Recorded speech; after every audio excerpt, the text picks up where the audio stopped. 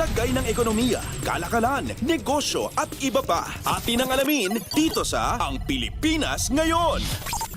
Magandang araw, narito tayong muli para sa segmentong Balitang Negosyo at Kalakalan. Nakapagtala ang overall balance of payments o BOP position ng bansa ng surplus noong nakaraang buwan, isang reversal mula sa deficit noong Hulyo ng nakaraang taon. Ito ay ayon sa Bangko Sentral ng Pilipinas o BSP.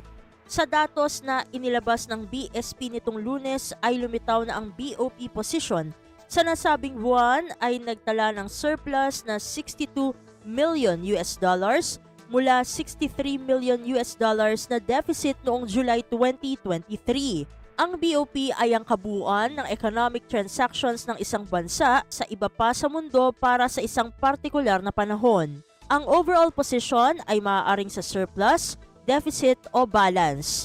Para sa January to July ngayong taon, ang BOP position ay nagtala ng surplus na $1.5 billion, mas mababa kumpara sa $2.2 billion na surplus na naitala noong January to July 2023.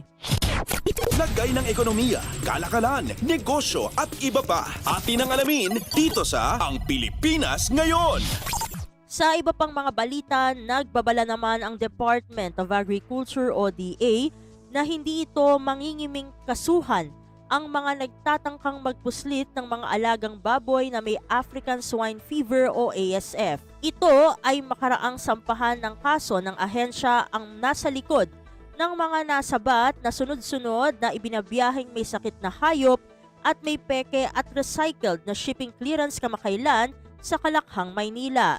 May na-monitor din ang ahensya na may namimili pa umanong may mga karamdamang baboy sa social media. Matatanda ang tatlong sunod-sunod na nakahuli sa iba't ibang border control ng animal checkpoint sa Metro Manila noong mga nakarang araw ang pinagsanib na puwersa ng Bureau of Animal Industry o BAI ng DA, kapulisan at mga kawani ng Quezon City Local Government Unit o LGU. Ang pinakahuling insidente ng naharang na truck na may lulang infected na mga baboy ay naganap sa checkpoint sa Mindanao Avenue noong Sabado, Agosto 17, bago pa ito makalabas ng Metro Manila mula sa Tiaong, Quezon. Sa unang opisyal na ulat ng DA noong Linggo, dalawa ang truck na tinukoy na naharang sa magkahiwalay na lugar noong Sabado. Lagay ng ekonomiya, kalakalan, negosyo at iba pa. Atin ang alamin dito sa Ang Pilipinas Ngayon. At sa pagtatapos ng ating segmento, halos 50 milyong pisong halaga ng smuggled agricultural goods ang nakumpiska ng mga opisyal ng Department of Agriculture o DA at Bureau of Customs o BOC nitong Lunes.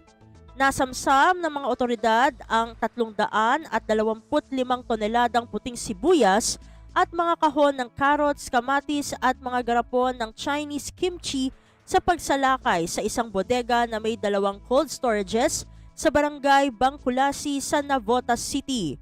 Ang mga produkto ay pinaniniwalaang nagmula sa China at tukoy na ang mga consignee, subalit masusi pang iniimbestigahan kung sino ang may-ari ng bodega. Ayon sa DA, umiiral pa ang importation ban sa sibuyas dahil sa pagbaha ng supply.